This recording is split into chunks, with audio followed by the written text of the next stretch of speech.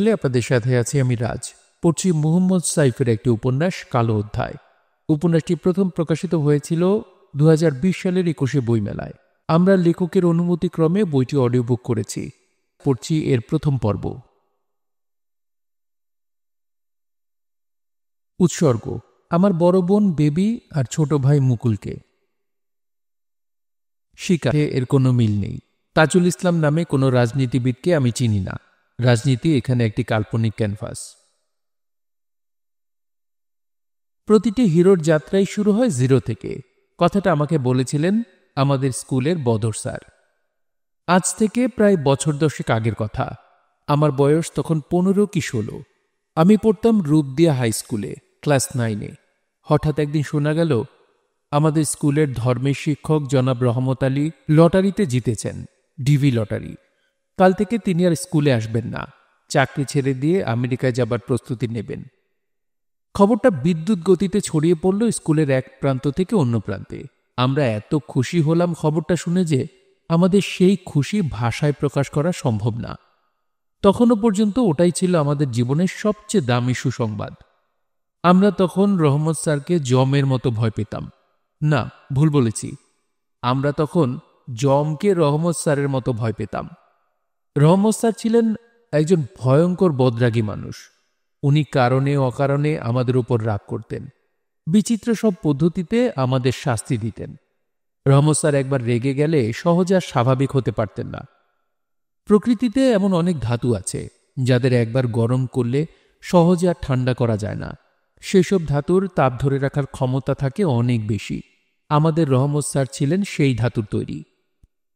তখন স্কুলে এমন কোনো ছাত্র ছিল না যার হাতে রহমত স্যারের বেতের দাগ ছিল না। কেউ যদি ক্লাসে পড়া বলতে না পারত তাহলে রহমত স্যার তার হাতে বেতের বাড়ি দিতেন। আর কেউ যদি পড়া বলতে পারত তাহলে তাকে স্যার বলতেন, তুই এত পারিস কেন, হাত পাত, বেশি মাতাব্বর হইছস না। তখনও আমরা কেউ সাক্ষাৎ জমের দেখা পাইনি। আমরা কেবল জমের ছায়া দেখেছিলাম। আমাদের রহমত স্যার ছিলেন সেই জমের ছায়া। ওই বয়সে আমরা জানতাম না ডিভি কি জিনিস। পরে জানলাম এই লটারি জিতলে বিনা খরচে আমেরিকায় যাওয়া যায়। রহমত স্যার ছিলেন আমাদের এলাকার প্রথম ডিভি লটারি বিজেতা। আমরা যখন শুনলাম রহমত স্যার কাল থেকে আর স্কুলে আসবেন না, তখন সবাই মিলে সিদ্ধান্ত নিলাম আজই স্যারের বিদায় সংবর্ধনা দেওয়া হবে। শুভ কাজ যত তাড়াতাড়ি করা যায় ততই মঙ্গল। আমরা হাসতে হাসতে রহমত স্যারের উদ্দেশ্যে একটা মানপত্র লিখলাম। তাতে লেখা হলো, হে মহান, আপনার হঠাৎ প্রস্থানে আমরা মর্মাহত। আমাদের হৃদয় গভীর দুঃখে ভারাক্রান্ত। আমাদের চোখ আজ অশ্রুসিক্ত। আপনি আমাদের যা দিয়েছেন তা আমরা সারা জীবন মনে রাখব। তবে রহমত স্যারের হঠাৎ প্রস্থানে হেড স্যার খুশি হতে পারেননি। কাল থেকে রহমত স্যার আর স্কুলে আসবেন না শুনে হেড স্যারের মাথায় আকাশ ভেঙে পড়েছিল। এমনিতে স্কুলে 2 জন শিক্ষক নেই। একজনের ক্লাস দপ্তরে পরিমল বাবুকে দিতে হয়। তার উপর এখন রহমত সাহেবও চলে গেলেন। এখন স্কুল চলবে কিভাবে? এই অজপাড়া গায়ে শিক্ষক খুঁজে পাওয়া আর ঝিনুকে মুক্তা খুঁজে পাওয়া সমান কথা। গ্রামে মানুষের কোনো অভাব নেই, তবে অভাব আছে শিক্ষকের। অগত্যা হেড স্যার বাধ্য হয়ে গেলেন বদর স্যারের কাছে। বদর স্যারের পুরো নাম মোহাম্মদ বদরুদ্দিন মোল্লা। উনি আমাদের গণিতের শিক্ষক। বদর স্যারের কাছে গিয়ে হেড স্যার বললেন, এটা কেমন দিকদারি বলো দেখি বদর। আমেরিকান সরকারের কি আক্কেল বলে কোনো কিছু নেই? আরে রহমতকে আমদানি করে তোর দেশের কি লাভ? এমনিতেই সে বাতের ব্যথায় সারাদিন কোঁকো করে, বিনা কারণে ছেলেমেয়েদের বেত পেটা করে। সে আমেরিকায় গিয়ে করবেটা কি? রাগ ছাড়া ওর শরীরে আর আছেটাই বাকি। নামে রহমত অথচ কর্মে গজব। সে আমেরিকায় গিয়ে কি করবে? সে কি সেখানে গিয়ে ধর্ম ক্লাস নেবে? ওখানে ছেলে মেয়েদের আঙ্গুলের মধ্যে কি পেন্সিল ঢুকিয়ে চাপ দেবে? স্যার, রহমত সাহেবকে দিয়ে আমেরিকার সরকারের কি পরিকল্পনা সেটা আমি কিভাবে বলবো? উত্তর দিলেন বদর স্যার। শোনো বদর, তুমি কিন্তু আমাকে একটু সাহায্য করবা ভাই। তুমি না করতে পারবে না। বদর স্যারের হাত ধরে কথাটা বললেন হেড স্যার। কি সাহায্য স্যার? রহমতের ক্লাসগুলো কিছুদিন তোমাকে নিতে হবে। সব ক্লাস? এবার বদর স্যারের মাথায়ও আকাশ ভেঙে পড়ল। আমি একা এত ক্লাস কেন নেব স্যার? আমার কি দায় পড়েছে? আরে, তোমার মতো ধার্মিক শিক্ষক কি স্কুলে আর একজনও আছে? কি নুরানি চেহারা তোমার, কি সুন্দর দাড়ি। তোমার চেহারা দেখলে বোঝা যায় গত 10 বছরে তোমার এক ওয়াক্ত নামাজও কাজা হয়নি। ধর্ম ক্লাস তুমি নেবে না তো কে নেবে? বদর স্যার কিছু বলতে যাচ্ছিলেন, কিন্তু হেড স্যার হাত ইশারায় ওনাকে থামিয়ে দিলেন। বলেন, তাহলে ওই কথাই রইল বদর, রহমতের ক্লাসগুলো তুমি নিচ্ছ। সেদিন থেকেই বদর স্যার আমাদের দুটো ক্লাস নেওয়া শুরু করলেন, অঙ্ক আর ধর্ম। হেড স্যার অতি নরম গলায় বদর স্যারকে চরম শাস্তি দিলেন। সিঙ্গেল বেতনে তিনি বদর স্যারকে দিয়ে ডবল কাজ করিয়ে নিতে শুরু করলেন। আমার মনে আছে বদর স্যার প্রথম দিন ধর্ম ক্লাসে এসে আমাদের জিজ্ঞাসা করেছিলেন, তোরা বড় হয়ে কে কি হতে চাস বলতো, দেখি তোরা কেমন স্বপ্ন দেখতে শিখেছিস। স্যারের কথায় ক্লাসের সবাই একে একে উঠে দাঁড়ালো। সবাই বলতে শুরু করলো তাদের স্বপ্নের কথা। প্রথমে নাসির বলল, আমি বড় হয়ে ডাক্তার হব স্যার। প্রতিদিন স্কুলে আসার আগে আব্বা বলে, স্কুলে যাচ্ছিস যা, তবে একটা কথা সবসময় মনে রাখবি, লেখাপড়া শিখে তোকে কিন্তু ডাক্তার হতে হবে। ডাক্তার হতে না পারলে আমি তোকে জুতা পেটা করব। মোহন বলল, আমি বড় হয়ে ট্রেন ড্রাইভার হব স্যার। ট্রেন চালিয়ে খুলনা থেকে ঢাকা যাব। কেন জিজ্ঞাসা করলেন বদর স্যার। স্বপ্নেই যখন বাড়ি বানাবি তখন সিমেন্ট বালি কম দিবি কেন? স্বপ্নেই যেহেতু চালাবি তাহলে ট্রেন কেন, প্লেন চালা। না স্যার, প্লেন চালাবো না, আমার উপরে উঠতে ভয় লাগে। আমি গাছেই উঠতে পারি না, আবার প্লেন। বিউটি, বড় হয়ে তুই কি করতে চাস? ম্যাডাম হতে চাই স্যার। মানে? মানে আমি আমাদের মাকসুদা ম্যাডামের মতো হতে চাই। ও আচ্ছা, বুঝেছি, তুই বড় হয়ে শিক্ষক হতে চাস, তাই তো? জি স্যার। এরপর এলো আমার পালা। কামাল, বড় হয়ে তুই কি হতে চাস? নায়ক, উত্তর দিলাম আমি। বড় হয়ে আমি সিনেমার নায়ক হব স্যার। কেন নায়ক কেন? নায়ক হলে অনেক মজা স্যার, সবাই আমাকে টিকিট কেটে দেখবে, আমি ঢিসুম ঢিসুম করে মারামারি করব, সবাইকে মেরে তক্তা বানিয়ে দেব, দারুণ মজা হবে স্যার। সেটা না হয় বুঝলাম, কিন্তু তোর পক্ষে কি নায়ক হওয়া সম্ভব? তোর গায়ের রং কালো, তার উপর একটা চোখ টেরা। তুই সরাসরি কারো দিকে তাকাতে পারিস না, সবসময় অ্যাঙ্গেলে তাকাস। তোর বন্ধুরা তোর নাম দিয়েছে অ্যাঙ্গেল কামাল। তুই কিভাবে নায়ক হবি? আমি পারবো স্যার, হিন্দি সিনেমায় টেরা নায়ক আছে, আমি নিজ চোখে দেখেছি। তাছাড়া সানগ্লাস তো আছেই স্যার। ওরে বাবা, হিন্দি সিনেমায় যে টেরা নায়ক আছে সেটাও তুই জানিস? তুই তো দেখছি আটঘাট বেঁধেই স্বপ্ন দেখা শুরু করেছিস কামাল। তবে একটা কথা কি জানিস বাবা, তোর স্বপ্নটা কিন্তু একেবারে অবাস্তব না। তোর লেখাপড়ার যা অবস্থা, তাতে তোর সিনেমা বায়োস্কোপের লাইনে যাওয়া ছাড়া আর কোনো উপায় আছে বলে আমার মনে হয় না। যাই হোক কামাল, তুই যেহেতু হিরো হতে চাস, তাই তোকে একটা দামি উপদেশ দিই। উপদেশটা হলো, চেহারা দিয়ে কখনো হিরো হওয়া যায় না। হিরো হতে গেলে আইডিয়া লাগে, এমন আইডিয়া যে আইডিয়া এখনো কারো মাথায় আসেনি। মনে রাখবি, প্রতিটি হিরোর যাত্রাই শুরু হয় জিরো থেকে। জিরো থেকে হিরো হবার রাস্তা মাত্র একটা, সেই রাস্তাটার নাম হলো আইডিয়া। মানুষ জন্মায় মানুষ থেকে, হিরো জন্মায় কি থেকে? আইডিয়া থেকে স্যার। কথাটা সারা জীবন মনে রাখবি। আল্লাহ তোকে সাহায্য করুক। শিক্ষা মানুষের জীবনের সবচেয়ে দামি সম্পদ, আর শিক্ষক হচ্ছে সেই শিক্ষার বাহক। সেই কারণে অতি প্রাচীন ভারতীয় সভ্যতায় শিক্ষকরা পেতেন দেবতাদের সমান সম্মান। তখন শিক্ষককে ডাকা হতো গুরু বলে। মানুষ বিশ্বাস করত গুরু ছাড়া শিক্ষা হয়, কিন্তু দীক্ষা হয় না। মানুষ তখন শিক্ষা নিতে গুরুকুলে যেত, গুরুর বাড়িতে বাস করত। শিক্ষা তখনও বিনামূল্যের পণ্য ছিল না। তখন শিক্ষার মূল্য হিসেবে গুরুরা নিতেন গুরু দক্ষিণা। এখন সেই প্রাচীন যুগ আর নেই, সময় বদলেছে বহু আগে। এতটাই বদলেছে যে এখন ছাত্ররা শিক্ষকদের ধরে পেটাচ্ছে এমন খবরও পত্রিকার পাতায় ছাপা হচ্ছে। শিক্ষকদের এখন আর দেবতা হিসেবে মানা হয় না। এটা ছাত্রদের দোষ না শিক্ষকদের দোষ তা আমি জানি না। আমি শুধু বদর স্যারকে এখনো গুরু বলেই জানি। তিনি আমাকে শিক্ষা এবং দীক্ষা দুটোই দিয়েছেন। আমি আমার জীবনের সবচেয়ে গুরুত্বপূর্ণ শিক্ষাটা ওনার কাছ থেকেই পেয়েছি। তবে সব দেবতা তো আর একরকম হয় না। কিছু কিছু দেবতা হয় দুষ্ট প্রকৃতির, যেমন কৃষ্ণ। আমাদের বদর স্যার ছিলেন সেই ধরনের দেবতা। বদর স্যার শিক্ষক হিসেবে কেমন ছিলেন তার একটা উদাহরণ এখানে না দিলেই নয়। তিনি আমাকে প্রায় বলতেন, বুঝলি কামাল, পৃথিবীতে কালারফুল মানুষের সংখ্যা দিনকে দিন কমে যাচ্ছে। এখন এই 10 গ্রামে একজনও পাবি না যে বাঁশি বাজাতে পারে। অথচ আমরা যখন ছোট ছিলাম তখন রাখাল ছেলেরা গাছের নিচে বসে কি চমৎকার বাঁশি বাজাতো। এই গ্রামে 3টা পালাগানের দল ছিল। এখন চারদিকে শুধু সাদা কালো মানুষ, সবার কেবল একটাই ধান্ধা, টাকা, টাকা আর টাকা। টাকা ছাড়া আর কোনো চিন্তা মানুষের মাথায় নেই। ওদের ভাব দেখলে মনে হয় মানুষ টাকা বানায়নি, বরং টাকাই মানুষকে বানিয়েছে। বাঁশি নিয়ে এখন আর কেউ ভাবে না, সবাই ভাবে বাঁশ নিয়ে। কিভাবে অন্যকে বাঁশ দেওয়া যায় সেই চিন্তায় সবাই মশগুল। পারলে ওরা একই বাঁশ দুজনকে দেয়, স্বল্প বাঁশ কিন্তু ক্ষতি অনেক। আমি আমার জীবনে যতগুলো কালারফুল মানুষ দেখেছি, বদর স্যার ছিলেন তাদের মধ্যে সবচেয়ে রঙিন। আমার এখনো মনে আছে সেই দিনটার কথা। সেদিন অঙ্ক ক্লাসে বদর স্যার আমাদের একটা অঙ্ক করতে দিলেন। অঙ্কটা ছিল এমন: একটি বানর তৈলাক্ত বাঁশ বেয়ে উপরে উঠছে। বানরটি 1 মিনিটে 3 মিটার উপরে উঠলে পরবর্তী 1 মিনিটে সে 1 মিটার নিচে নামে। এখন বাঁশটির উচ্চতা যদি 10 মিটার হয়, তবে বানরটি কখন বাঁশের উপরে উঠবে? আমি অঙ্কটির উত্তরে লিখলাম, আল্লাহ পাকের যখন হুকুম হবে তখন বানরটি বাঁশের মাথায় উঠবে। এটা দেখে বদর স্যার প্রথমেই আমার কান মলে দিলেন। তারপর আমাকে জিজ্ঞাসা করলেন, এই উত্তর তোকে কে শিখিয়েছে কামাল? আপনি স্যার। কাঁদতে কাঁদতে আমি উত্তর দিলাম, আমি আমি কখন তোকে এই উত্তর বলেছি? কেন স্যার? আপনি তো কথায় কথায় বলেন আল্লাহ পাকের হুকুম ছাড়া গাছের পাতাও নড়ে না।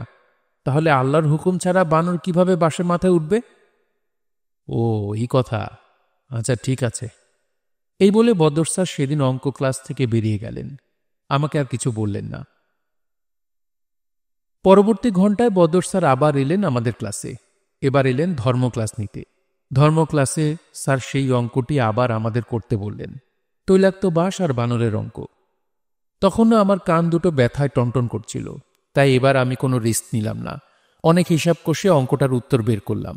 লিখলাম 9 মিনিটে বানরটি বাঁশের মাথায় উঠবে। আমার উত্তর দেখে বদর স্যার আবার আমার কান মলে দিলেন। আমি আবার ব্যথায় কোঁকিয়ে উঠলাম। স্যারকে বললাম, আমি তো এবার ঠিক উত্তর লিখেছি, তাহলে আবার আমার কান মলে দিলেন কেন? তুই এবারও ভুল উত্তর লিখেছিস। কিভাবে? তোর উত্তর লেখা উচিত ছিল বানরটি তখনই বাঁশের মাথায় উঠবে যখন আল্লাহ পাকের হুকুম হবে। আগেরবার তো তাই লিখেছিলাম। হ্যাঁ, কিন্তু সেটা লিখেছিলি অঙ্ক ক্লাসে। তাতে কি, অঙ্ক তো একই, বানর আর বাঁশের অঙ্ক। তাতেই সব, বললেন বদর স্যার। শোন কামাল, আমি অঙ্ক ক্লাসে তোদের যুক্তি শেখাই। সেখানে বিশ্বাসের কোনো স্থান নেই। যুক্তি যেটা বলবে সেটাই সত্য। আর ধর্ম ক্লাসে আমি তোদের বিশ্বাস শেখাই। এখানে যুক্তির কোনো স্থান নেই। সবসময় মনে রাখবি, বিশ্বাস অন্ধ না হলে সেই বিশ্বাস শক্তিশালী হয় না। বিশ্বাস আর যুক্তি একসাথে মেশালে না বিশ্বাস মজবুত হয়, না যুক্তি হয় অকাট্য।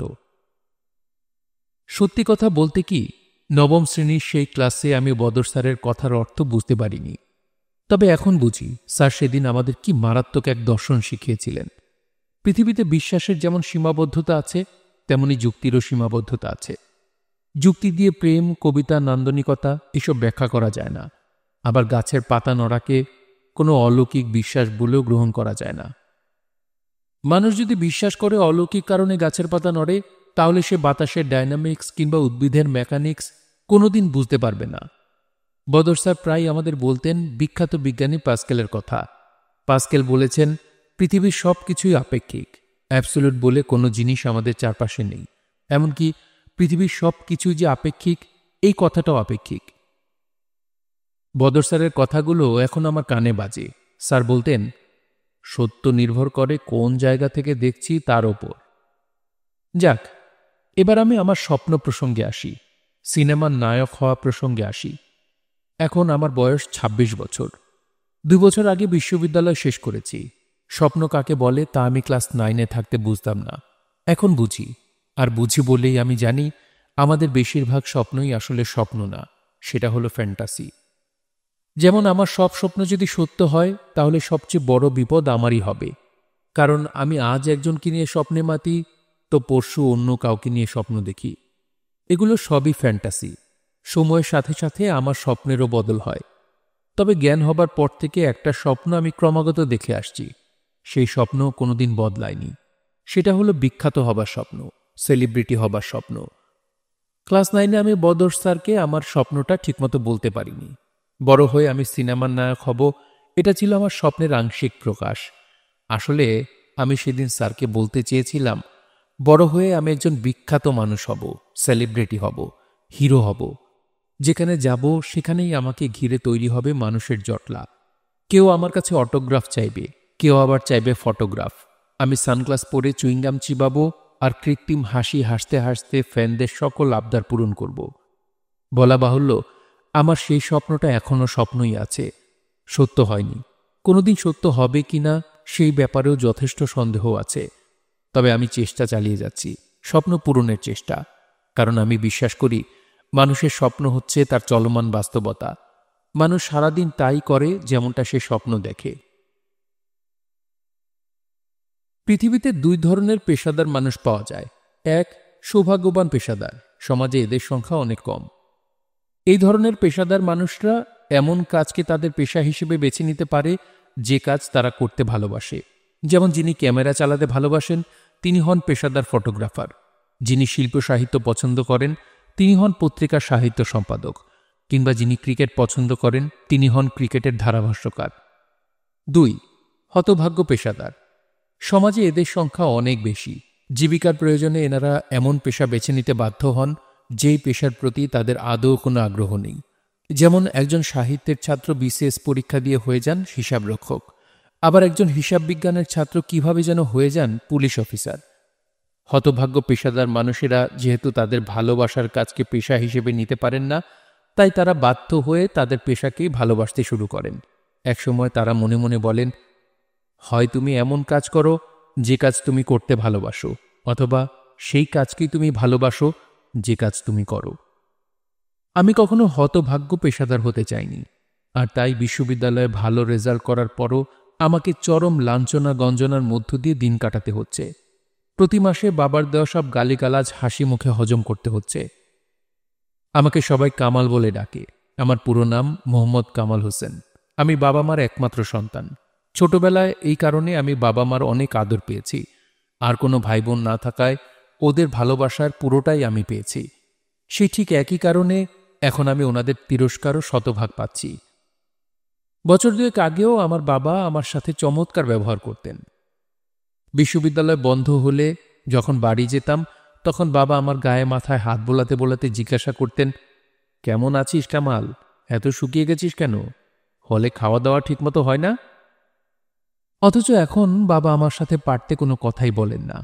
এখন বাবা আমাকে মাত্র একটা প্রশ্নই সবসময় জিজ্ঞাসা করেন, সেটা হলো, চাকরি বাকরির কোনো ব্যবস্থা কি হলো? বাবার প্রশ্নের উত্তরে আমি বাবাকে নীরবতা ছাড়া আর কিছুই দিতে পারি না। বাবাও আমাকে আর কিছু জিজ্ঞেস করার প্রয়োজন বোধ করেন না। তিনি আমার সামনে থেকে সরে যান। আমি বাবার চলে যাওয়া দেখি আর মনে মনে বলি, এখনো পর্যন্ত আমি আমার বাবা মাকে একটা মাত্র উপহারই দিতে পেরেছি। সেটা হচ্ছে একটা সুস্থ স্বাভাবিক শিশু হিসেবে ওনাদের সংসারে ভূমিষ্ঠ হয়েছি। আমি ঢাকা বিশ্ববিদ্যালয় থেকে সাংবাদিকতায় মাস্টার্স পাশ করেছি 2 বছর আগে, সেটাও অনার্স সহ। এই 2 বছরে আমার বেশিরভাগ বন্ধুরাই কোনো না কোনো চাকরি জোগাড় করে ফেলেছে। আর যারা এখনও চাকরি বাকরি করছে না তারা চরমভাবে বিসিএস পরীক্ষার প্রস্তুতি নিচ্ছে। শুধু আমি একমাত্র ব্যতিক্রম। আমি না করছি কোনো চাকরি, না নিচ্ছি বিসিএস এর প্রস্তুতি। প্রতি মাসে বাবার কাছ থেকে টাকা নিচ্ছি আর ঢাকা শহরের এক সস্তা মেসে মানবেতর জীবনযাপন করছি। আমার এই করুণ পরিস্থিতির জন্য দায়ী আমার স্বপ্ন। আমি এখনো বিখ্যাত হবার স্বপ্নে বিভোর। কিন্তু বিখ্যাত কিভাবে হওয়া যায়? পৃথিবীতে কি এমন কোনো শিক্ষা প্রতিষ্ঠান আছে যেখানে বিখ্যাত হবার নিয়ম কানুন শেখানো হয়? এই প্রশ্নের উত্তর আমি জানি না। আমি শুধু জানি টাকা নামক কতকগুলো কাগজে বস্তুর জন্যে যে কোনো চাকরিকে পেশা হিসেবে গ্রহণ করা আমার পক্ষে সম্ভব না। আমি এখনও দৃঢ় প্রত্যয়ে বিশ্বাস করি যে চাকরিতে বিখ্যাত হবার কোনো সুযোগ নেই সেই চাকরি করার জন্য আমার জন্ম হয়নি। আমার এই নাকুচু স্বভাবের জন্য সমাজে যে আমার বাবা মার নাক কাটা যাচ্ছে সে ব্যাপারে আমার কোনো আগ্রহ নেই। আমি নীরবে অদৃষ্টে সকল অন্যায় অবিচার হাসি মুখে বরণ করছি আর আমার স্বপ্নের সিঁড়ির প্রথম ধাপের জন্য অপেক্ষা করছি। বিখ্যাত আমাকে হতেই হবে, সেলিব্রিটি না হয়ে আমি আমার এই জীবন শেষ হতে দেব না, কোনোভাবেই না। ঠিক এমনই যখন আমার অবস্থা, তখন একদিন আমি যেন ঘন অন্ধকারে আশার আলো দেখতে পেলাম। দৈনিক পত্রিকায় একটা চাকরির বিজ্ঞাপন দেখতে পেলাম। বিজ্ঞাপনটার সারাংশ হচ্ছে, নন্দন টেলিভিশনে একজন উপস্থাপক লাগবে। আগ্রহী প্রার্থীকে ৩০০ কপি ছবি আর ৩ টাকার ব্যাংক ড্রাফট সহ আবেদনপত্র জমা দিতে হবে। আবেদনকারীর বয়স হতে হবে ৩০-এর নিচে, শিক্ষাগত যোগ্যতা কমপক্ষে ২য় শ্রেণীতে স্নাতক পাশ, আর আবেদনকারীর চেহারা এমন হতে হবে যেন তাকে টিভিতে দেখানো যায়, অর্থাৎ আবেদনকারীকে সুদর্শন হতে হবে। আমি সুদর্শন না হলেও কুৎসিত না, মাস্টার্স পাস, এবং আমার বয়স ৩০-এর নিচে। ফলে আমি তখনই ফোন দিলাম নন্দন টেলিভিশনের হেড অফিসে। একজন সুকণ্ঠী ওই প্রান্ত থেকে হ্যালো বললে আমি তাকে জিজ্ঞাসা করলাম, পত্রিকায় আপনাদের চাকরির বিজ্ঞাপনটা দেখলাম, আমি চাকরিটার জন্য আবেদন করতে চাই, কিন্তু আপনারা ৩০০ কপি ছবি কেন চেয়েছেন সেটা বুঝতে পারছি না। এত ছবি দিয়ে আপনারা কি করবেন? সুকণ্ঠী হাসতে হাসতে উত্তর দিলেন, ওটা প্রিন্টিং মিস্টেক, খবরের কাগজওয়ালারা ভুল করে একটা শূন্য বেশি দিয়েছে। আসলে আমাদের ছবি লাগবে ৩০ কপি। ৩০ কপি ছবি দিয়েই বা কি হবে? জিজ্ঞাসা করলাম সুকণ্ঠীকে। ৩০ কপি ছবি মানে তো অনেক। ৩০ কপি ছবি দিয়ে কি হবে তার আমি কি জানি? রেগে মেগে উত্তর দিলেন সুকণ্ঠী, আমি এখানকার রিসিপশনিস্ট, আমি কি আপনার কাছে ছবি চেয়েছি? ছবি চেয়েছেন স্যাররা, তারা জানে ৩০ কপি ছবি দিয়ে কি হবে।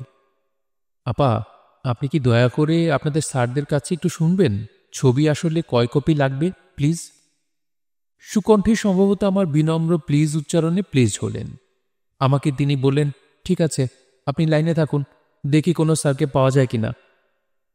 আমি প্রায় ২০ মিনিট লাইনে থাকলাম। অবশেষে সুকণ্ঠী আমাকে বললেন, সরি ভাই, আপনাকে অনেকক্ষণ অপেক্ষায় রেখেছি, ছবি লাগবে ৩ কপি। আর ব্যাংক ড্রাফট? ব্যাংক ড্রাফট লাগবে ৩০০ টাকার। আমি তখনই ৩ কপি ছবি আর ৩০০ টাকার ব্যাংক ড্রাফট সহ আবেদনপত্র পোস্ট করলাম নন্দন টেলিভিশনের ঠিকানায়। তবে আমি জানতাম এই আবেদনের কোনো সাড়া আমি পাব না, কেউ আমাকে ইন্টারভিউ দিতে ডাকবে না, কারণ এখানে মাত্র একজনকে নেওয়া হবে। কে জানে চাকরিটার জন্য কয় হাজার আবেদনপত্র জমা পড়বে, আমার আবেদনপত্রটা কোন কোনায় পড়ে থাকবে তার হিসাবও কেউ রাখবে না। এমন ঘটনা আমার সাথে আগেও ঘটেছে। আমি তাই চাকরিটা পেতে বিকল্প ব্যবস্থা হাতে নিলাম। এমন একটা বুদ্ধি বের করলাম যেটা সাধারণত অন্যদের মাথায় আসে না। বুদ্ধিটা সহজ কিন্তু সিম্পল না। এটা করলাম কারণ এই চাকরিটা আমি বিনা যুদ্ধে হাতছাড়া করতে চাই না। এটা আমার স্বপ্নের চাকরি, টেলিভিশনের উপস্থাপক, বিখ্যাত হবার সবচেয়ে সহজ রাস্তা, বলা যায় বিখ্যাত হবার সুপার হাইওয়ে। আমি সপ্তাহ দুয়েক সময় এবং বেশ কিছু অর্থ ব্যয় করে নন্দন টেলিভিশনের চেয়ারম্যানের ফোন নাম্বার জোগাড় করলাম। তারপর একদিন শুক্রবার দুপুর 2টার দিকে ফোন দিলাম ওনার মোবাইলে। ওনার নাম মিসেস নন্দিনী সেনাল। প্রথম দিন ফোন করে আমি নন্দিনী ম্যাডামকে পেলাম না, পরদিন ফোন করেও পেলাম না। আমি ফোন করতেই থাকলাম। এভাবে কতবার আমি নন্দিনী ম্যাডামকে ফোন করেছিলাম তার সঠিক সংখ্যা আমার মনে নেই। প্রায় মাসখানেক এভাবে চলার পর অবশেষে একদিন নন্দিনী ম্যাডাম আমার ফোন ধরলেন। আমাকে তিনি হ্যালো বললেন। নন্দিনী ম্যাডামকে ফোনে পেয়ে খুবই অবাক হলাম। তিনি কেন আমার সাথে খারাপ ব্যবহার করলেন না সেটা আমি বুঝতে পারলাম না। তিনি আমাকে একবারও জিজ্ঞেস করলেন না আমি তার ব্যক্তিগত মোবাইল নাম্বার কোথায় পেয়েছি। সেদিন ম্যাডামের সাথে আমার কথোপকথনটা ছিল নিম্নরূপ, সরি ম্যাডাম, আপনাকে অসময়ে বিরক্ত করেছি, আমি আমার অপরাধের জন্য ক্ষমা চাই। কে আপনি? আমি কি আপনাকে চিনি? না, তবে একটু ব্যাখ্যা করে বললে আপনি হয়তো আমার পরিচয় পাবেন। ব্যাখ্যা করব ম্যাডাম? করুন। আমি নন্দন টেলিভিশনের উপস্থাপক হতে চাই, আবেদনপত্র জমা দিয়েছি। এখন আমার ধারণা আমি ইন্টারভিউয়ের চিঠি পাব না, আমার মেধার পরিচয় দেবার সুযোগ পাব না, অথচ এই চাকরিটা আমার স্বপ্নের চাকরি। সেই কারণে আপনাকে ফোন করা। আমি চাই আপনি আমার ইন্টারভিউ দেবার সুযোগ দিবেন। ইন্টারভিউ নেবার পর আপনি যদি আমাকে চাকরিটা না দেন তাহলে আমার কোনো আপত্তি থাকবে না, কিন্তু আমি ইন্টারভিউ দেবার সুযোগটা চাই। যদি না দিই তাহলে আমি আপনার বাসা চিনি ম্যাডাম। কি করবেন? বাসায় হামলা করবেন? ভাঙচুর করবেন? ছি ছি ম্যাডাম, তা কেন করব? আমি অহিংসবাদী, গান্ধীজির ভক্ত। আমি প্রতিদিন আপনার বাসার সামনে এক তোড়া ফুল রেখে আসব। এটা হবে আমার নীরব প্রতিবাদ। আমি আপনাকে কথা দিচ্ছি ম্যাডাম, আমি যদি ইন্টারভিউয়ের চিঠি না পাই তাহলে যতদিন বেঁচে থাকব ততদিন আপনি প্রতি সকালে এক তোড়া ফুল পাবেন। তাতে আমার কি ক্ষতি হবে? জানি না ম্যাডাম, আপনার ক্ষতি করা আমার উদ্দেশ্য না, আমার উদ্দেশ্য নীরব প্রতিবাদ করা। জানেন ম্যাডাম, আপনি যদি পাথরের ওপর ফোঁটায় ফোঁটায় পানি ফেলেন তাহলে 50 বছরে সেই পাথরে ছিদ্র তৈরি হবে। এমনও হতে পারে ম্যাডাম, আমার ফুল আপনাকে অপরাধী বানিয়ে দেবে। আপনি কি করেন? এখনো কিছু করি না ম্যাডাম। 2 বছর আগে বিশ্ববিদ্যালয় থেকে বের হয়েছি। আমি ঢাকা বিশ্ববিদ্যালয় থেকে সাংবাদিকতা অনার্স এবং মাস্টার্স করেছি। আপনার জন্ম তারিখ কত? বলছি ম্যাডাম, তার আগে প্লিজ আপনি আমার রেজাল্ট জিজ্ঞাসা করেন। কেন? অনেক কষ্ট করে ভালো রেজাল্ট করেছি ম্যাডাম। রেজাল্টের কথা বলতেই গর্বে বুকটা ভরে যায়। ছোটবেলায় বদর স্যার বলতেন, আমাকে দিয়ে আর যাই হোক লেখাপড়া কোনোদিন হবে না, কিন্তু আমাকে দিয়ে লেখাপড়া হয়েছে, খুব ভালোভাবেই হয়েছে। বদর স্যারকে ভুল প্রমাণ করার জন্যই আমি ভালো রেজাল্ট করেছি। কি আপনার রেজাল্ট কি? অনার্স মাস্টার্স দুটোতেই first class madam. First class first. আমি আমাদের ডিপার্টমেন্ট থেকে গোল্ড মেডেল পেয়েছি। আমার জন্ম তারিখ হচ্ছে। তোমার নাম কি? কামাল ম্যাডাম। আমার নাম মোহাম্মদ কামাল হোসেন। আমি হঠাৎ তোমাকে আপনি থেকে তুমি কেন বলছি সেটা কি বুঝতে পেরেছ? জি পেরেছি ম্যাডাম। কি বুঝতে পেরেছ? আপনি আমার জন্ম তারিখ শুনে বুঝেছেন আমি আপনার চেয়ে বয়সে অনেক ছোট। Good, very good. তোমার বুদ্ধি আছে, কিন্তু কামাল, তোমার তো কোনো অভিজ্ঞতা নেই। আমি তোমাকে চাকরিটা কেন দেব? কারণ নীল আর্মস্ট্রং যখন চাঁদে যাবার জন্য রকেটে বসেছিলেন তখন তার চাঁদে যাবার পূর্ব অভিজ্ঞতা ছিল না। কলম্বাস যখন জাহাজ নিয়ে বের হয়েছিলেন তখন তার নাবিকের অভিজ্ঞতা ছিল না।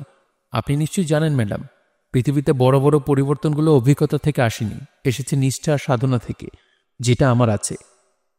ঠিক আছে, তুমি কাল আমার অফিসে আসো। কখন আসবো ম্যাডাম? আমাকে আপনার অ্যাপয়েন্টমেন্ট দিন। তোমার কি অ্যাপয়েন্টমেন্ট লাগে? না, লাগে না।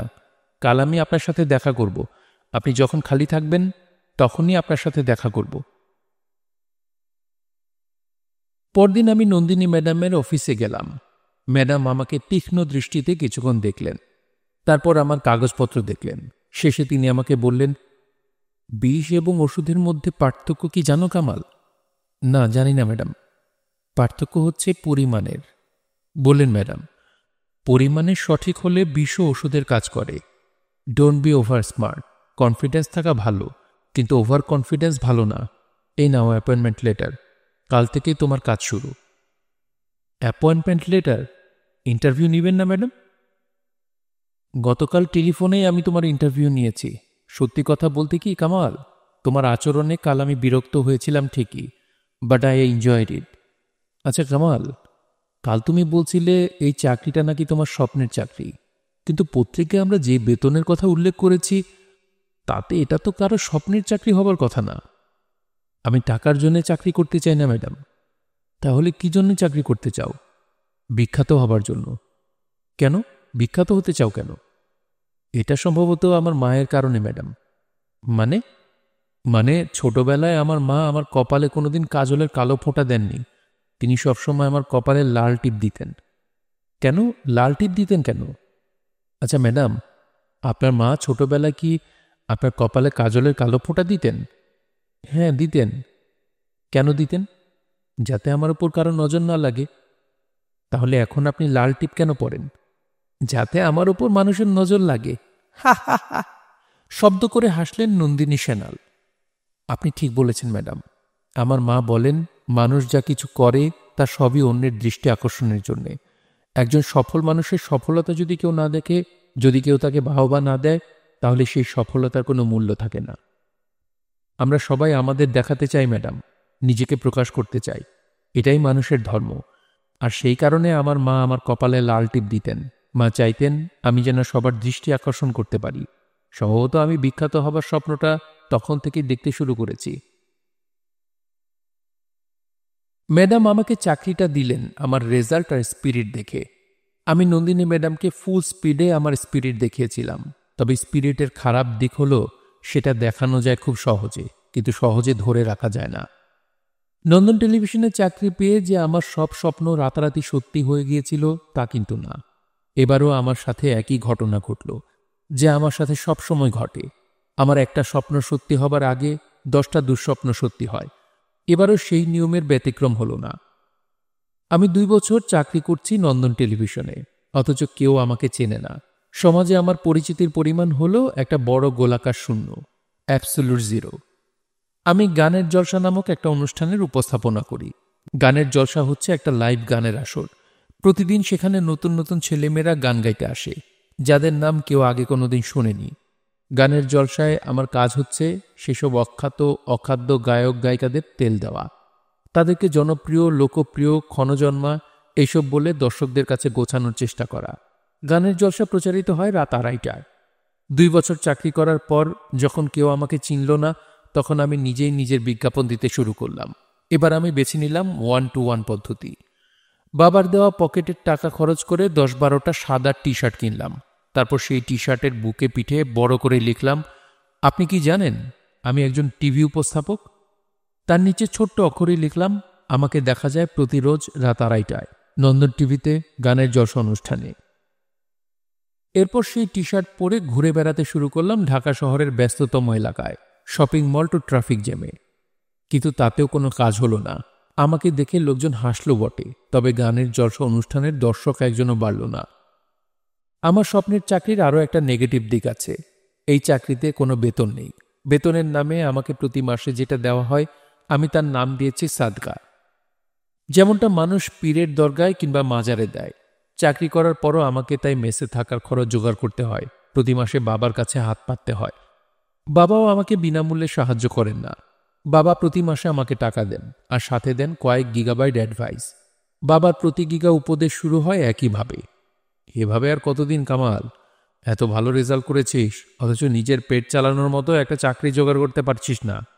তোর চেয়ে তো হাঁস মুরগিরাও ভালো রে কামাল, নিজের খাবার তারা নিজেই জোগাড় করতে পারে, তুই তো সেটাও পারিস না। আমি বাবার বকা খেয়ে আয়নার সামনে দাঁড়াই, নিজের প্রতিবিম্বকে নিজেই জিজ্ঞাসা করি, এভাবে আর কতদিন? একদিন প্রতিবিম্বটা উত্তর দিল, বলল, এভাবে আর একদিনও না। আমি সেদিন রাতেই আমার ইস্তফাপত্র টাইপ করলাম।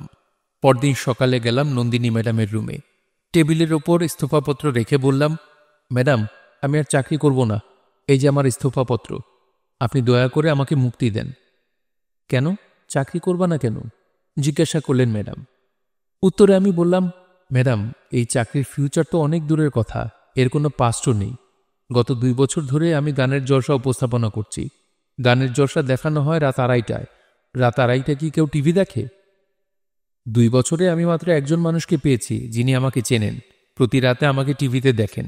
ওনার নাম জনাব বিল্লাল হোসেন। বিল্লাল ভাই ঢাকা কেন্দ্রীয় কারাগারের সিকিউরিটি গার্ড। রাতের বেলা ওনার জেলখানায় ডিউটি থাকে। রাত 2:30টায় আর কোনো লাইভ অনুষ্ঠান চলে না দেখে উনি গানের জলসা দেখেন। এই কারণে তুমি চাকরি ছাড়তে চাও? এটা প্রধান কারণ, তবে এটা ছাড়াও আরেকটা কারণ আছে। কি কারণ? দাড়িগোঁফ গজায় নিয়ে এমন সব ছেলেপেলেরা গান গাইতে আসে আমার অনুষ্ঠানে। তারা গান আর গানের মধ্যে কি পার্থক্য সেটাই জানে না। আর আমার নাবালক সেসব ছেলেপেলেদের জিজ্ঞাসা করতে হয়, এত সুন্দর গানের গলা আপনি কোথায় পেলেন? গান নিয়ে আপনার ভবিষ্যৎ পরিকল্পনা কি? আমি তেল দিতে দিতে ক্লান্ত হয়ে পড়েছি ম্যাডাম। আমার পক্ষে আর তেল দেওয়া সম্ভব না। এই চাকরি আমার পক্ষে করা সম্ভব না। কামাল, রাত 2:30টায় তোমার অনুষ্ঠান কেউ দেখে না, এ কথাটা ঠিক না। বাংলাদেশে যখন রাত 2:30টা, মধ্যপ্রাচ্যে তখন রাত 11টা। টিভি শোর প্রাইম টাইম। ইউরোপ, আমেরিকাতেও ওই সময় অনেকেই টিভি দেখে। তুমি কি জানো কামাল, তুমি মধ্যপ্রাচ্যে কত জনপ্রিয়? আমার মধ্যপ্রাচ্যের জনপ্রিয়তার দরকার নেই ম্যাডাম। আমি থাকি ঢাকা শহরে, মধ্যপ্রাচ্যের জনপ্রিয়তা দিয়ে আমি কি করব? এবার ম্যাডাম কিছুক্ষণ চুপ করে থাকলেন। তারপর আমাকে বললেন, তোমাদের জেনারেশনের সমস্যাটা কি জানো কামাল? তোমরা সবকিছু অতি সহজে পেতে চাও। তোমরা সিঁড়ি বেয়ে উপরে উঠতে চাও না, তোমরা লিফট ধরে উপরে উঠতে চাও। আমি তোমাদের জেনারেশনের নাম দিয়েছি লিফট জেনারেশন। তুমি বলছো তোমার অনুষ্ঠান কেউ দেখে না, কিন্তু তুমি কি একবারও নিজেকে প্রশ্ন করেছো কেন মানুষ তোমার অনুষ্ঠান দেখবে? তোমার অনুষ্ঠানে এমন কি আছে যা অন্যদের অনুষ্ঠানে নেই? তোমাকে একটা গল্প বলি, শোনো কামাল। একবার আমেরিকায় একটা টিভি সিরিয়াল ব্যাপক জনপ্রিয় হয়েছিল। সিরিয়ালটা যখন দেখানো হতো তখন নিউ ইয়র্ক শহরের ড্রেনেজ সিস্টেম, মানে পয় নিষ্কাশন ব্যবস্থা বিকল হয়ে যেত। কেন জানো? না, জানি না। সিরিয়ালটা দেখানোর সময় কোনো বিরতি দেওয়া হতো না। একটানা 1 ঘন্টা চলত অনুষ্ঠানটা। 1 ঘন্টা পর যখন অনুষ্ঠান শেষ হতো তখন নিউ ইয়র্ক শহরের 98% মানুষ একসাথে যেত টয়লেটে। সবাই একসাথে টয়লেটে ফ্ল্যাশ করত। এত চাপ সহ্য করতে পারত না শহরের ড্রেনেজ সিস্টেম। নর্দমা উপচে পানি আসতো রাস্তার ওপর। তখন ঠিক করা হলো সিরিয়ালটা চলার সময় প্রতি 15 মিনিট পর পর বিরতি দেওয়া হবে। সেই সিরিয়ালটার নাম ছিল কি জানতে চাও? জি, চাই। সিরিয়ালটার নাম ছিল I am not a ugly human, I M a beautiful monkey. এটার বাংলা অনুবাদ করলে অর্থ দাঁড়ায়, আমি নিজেকে বলি না অসুন্দর মানুষ, বলি আমি একটা সুন্দর বাঁদর। অনুষ্ঠানটা নিশ্চয়ই রাত 2:30টায় দেখানো হতো না, বললাম আমি। ঠিক আছে কামাল, আমি তোমাকে একটা সুযোগ দিচ্ছি, উত্তর দিলেন ম্যাডাম। তুমি আমাকে নতুন একটা অনুষ্ঠানের আইডিয়া দাও। আমি কথা দিচ্ছি, তোমার আইডিয়া যদি আমার পছন্দ হয় তবে সেটা রাত 8টায় দেখানো হবে, প্রাইম টাইমে টেলিকাস্ট করা হবে। বুঝলে কামাল, মানুষ শুধু অর্থ উপার্জনের জন্য চাকরি করে না, জব স্যাটিসফ্যাকশন বলেও একটা কথা আছে। আমাদের অবচেতন মন সবসময় অর্থবহ কিছু করতে চায়। সে এমন কিছু করতে চায় যাতে সে নিজেকে সন্তুষ্ট করতে পারে। তুমি তোমার মনকে জিজ্ঞাসা করো তুমি ঠিক কী করতে চাও, কিভাবে বিখ্যাত হতে চাও, তারপর তোমার মনের দেওয়া আইডিয়াটা আমাকে জানাও। আমি নন্দিনী ম্যাডামের কথায় যুক্তি খুঁজে পেলাম।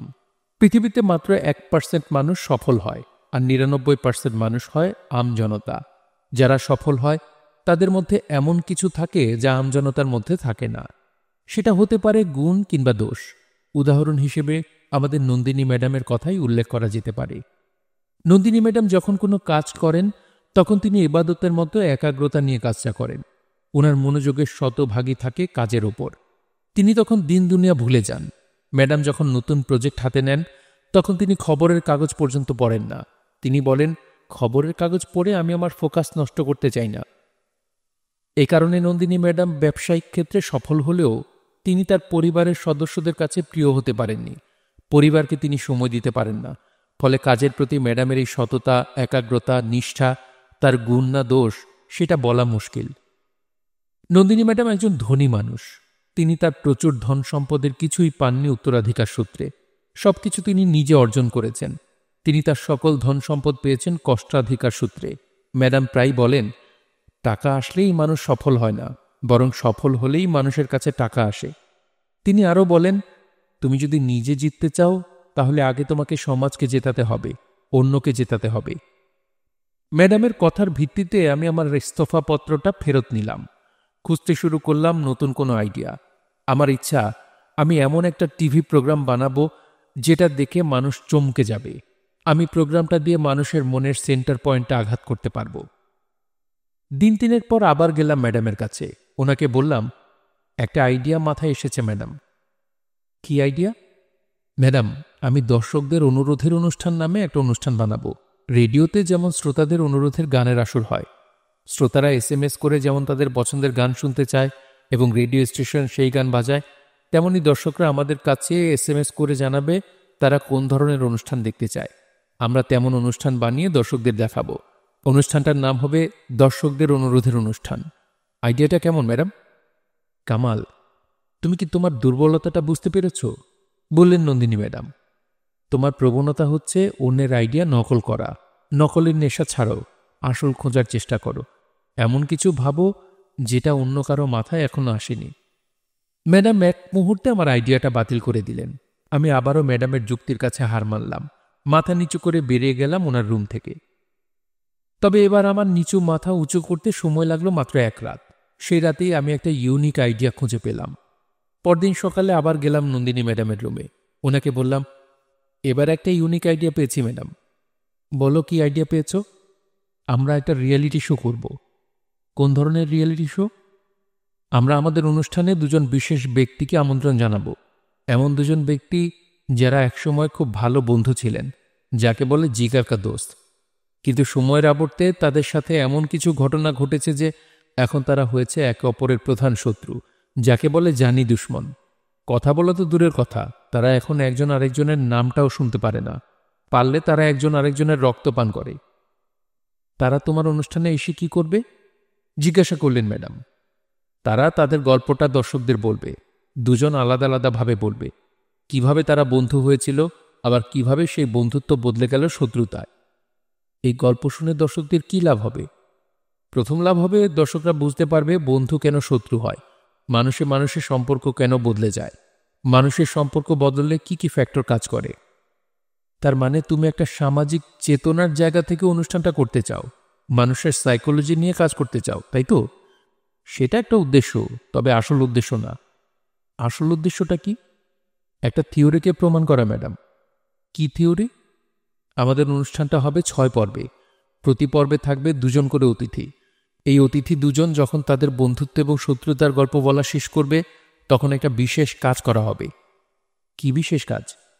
আমরা সাবেক 2 বন্ধুকে বলবো 5 মিনিট একে অন্যের চোখের দিকে তাকিয়ে থাকতে। তারা ক্যামেরার সামনে একজন আরেকজনের চোখে চোখ রাখবেন। মুখে কোনো কথা বলবেন না, শুধু একে অন্যের দিকে তাকিয়ে থাকবেন। তাকিয়ে থেকে কি হবে? এভাবেই আমরা বুঝতে পারবো থিওরিটা ভুল না ঠিক। থিওরিটা কি সেটা বলো। থিওরিটা হলো ম্যাডাম, আধুনিক নিউরোলজিস্টরা বলছেন মানুষের চোখের দৃষ্টির বিশেষ ক্ষমতা আছে। 2 জন মানুষের মধ্যে যোগাযোগ স্থাপনের ক্ষেত্রে চোখের দৃষ্টি এমন কিছু কাজ করতে পারে যেটা মুখের ভাষা করতে পারে না। নিউরোলজিস্টরা তাদের স্টাডিতে প্রমাণ করেছেন 2 জন শত্রু যদি 5 মিনিট একে অন্যের চোখের দিকে নির্বাক তাকিয়ে থাকে, তাহলে তারা বেশিরভাগ সময় একে অন্যের অনেক অপরাধ ক্ষমা করে দেয়। 5 মিনিট শত্রুর চোখের দিকে তাকিয়ে থাকলে নিজের ভিতরের ঘৃণার বরফটা আস্তে আস্তে গলতে শুরু করে। মানুষ তার অতীতকে অতীতেই ছেড়ে আসতে পারে। মুখের ভাষার ক্ষেত্রে এমনটা হয় না। 2 জন শত্রুকে যদি আপনি দ্বিতীয়বার একসাথে করেন, তাদের পুনরায় আলাপ করিয়ে দেন, তাহলে দেখা যাবে মুহূর্তে সেই আলাপ বদলে গিয়েছে ঝগড়ায়। তাদের সম্পর্ক আরও তিক্ত হয়েছে, শত্রুতা আরও বেড়ে গিয়েছে। নিউরোলজিস্টরা বিশ্বাস করেন মানুষের চোখের দৃষ্টির এই ক্ষমতা ইউনিক। পৃথিবীর অন্য কোনো প্রাণীর এই ক্ষমতা নেই। একমাত্র মানুষই চোখ দিয়ে কথা বলতে পারে। চোখের দৃষ্টি দিয়ে সে মুগ্ধতা, অভিযোগ, প্রার্থনা, ঘৃণা, ভালোবাসা সব প্রকাশ করতে পারে।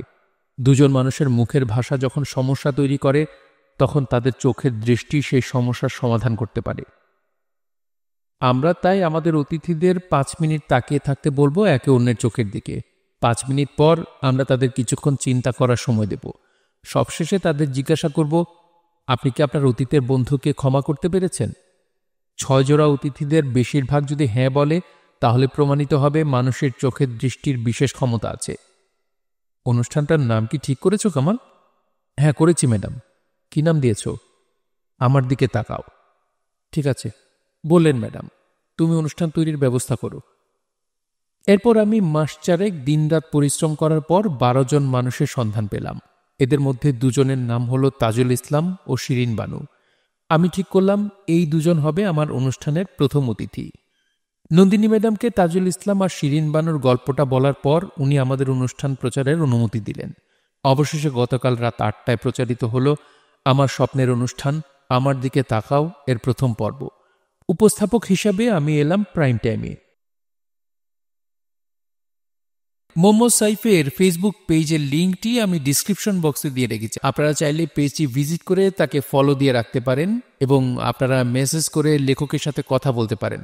আশা করব আপনাদের কাছে মোহাম্মদ সাইফের গল্প উপন্যাস ভালো লেগে থাকলে অবশ্যই তার পেজটি আপনারা ফলো দিয়ে রাখবেন। শুনছিলেন মোহাম্মদ সাইফের উপন্যাস কালো অধ্যায়। পড়ছিলাম এর প্রথম পর্ব। উপন্যাসটি শুনতে আপনাদের কাছে কেমন লাগছে তা অবশ্যই কমেন্ট করে আমাদেরকে জানাতে পারেন। ভালো লাগলে একটি লাইক করবেন, চাইলে শেয়ার করে অন্যকে শোনার সুযোগ করে দিতে পারেন। সবাই ভালো থাকবেন, সুস্থ থাকবেন এবং গল্পতরুর সঙ্গেই থাকবেন। ধন্যবাদ।